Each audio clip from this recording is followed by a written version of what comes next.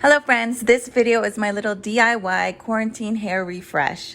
I'm not a professional and I do miss the salon results, but it's a pandemic and it's just not a necessity for me at the moment. So I am leaning into my old DIY ways.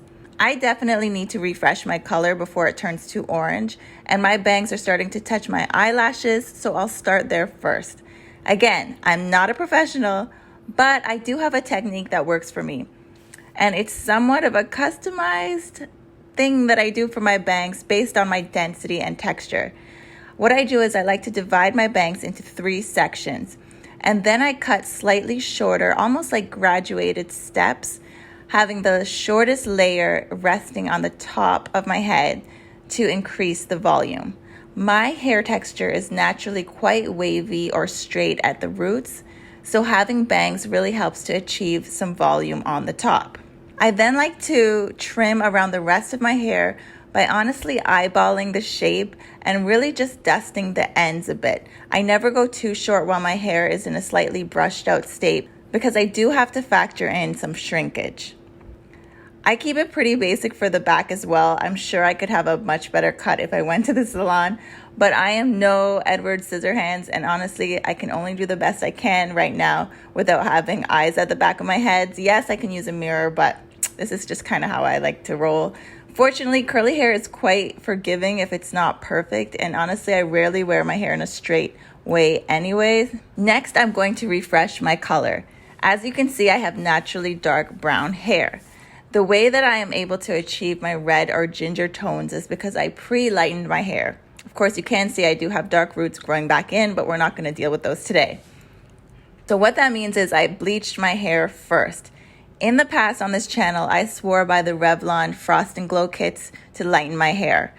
But after some advice from my hairstylist friend, I decided to try this product instead, which seems to maintain the health of your hair a bit better considering you're bleaching it. I will leave the details below because I definitely would butcher the name if I tried to pronounce it.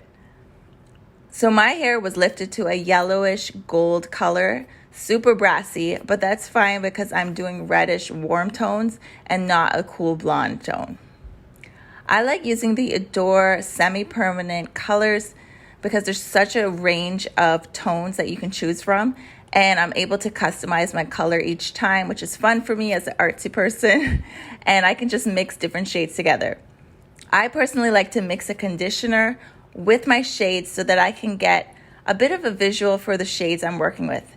So having that white conditioner with the color on top of it helps to really show what you're actually working with, whereas if you're just seeing it on its own, they all look pretty dark.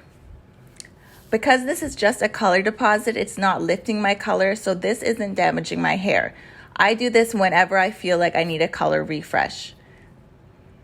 I even decided to bleach my eyebrows recently for a warmer look, and so I like to carefully, very carefully, add a bit of color to my eyebrows as well. And I will leave this on my hair for about 20 minutes to process, and then I will follow up with a shampoo and conditioner and a styler.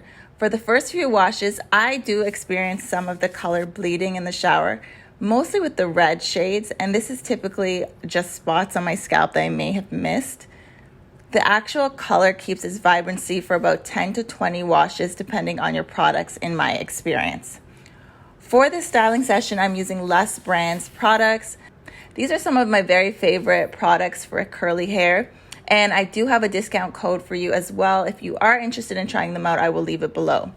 I personally like to air dry my hair, which can take forever for me. So here is the final look on semi-dried hair before the sun goes down. I really hope you find this video helpful. If you did, please let me know below. I will see you guys in my next video. Thank you so much for watching. If you do have any questions, you can also leave those below and I will try to help you out. Bye.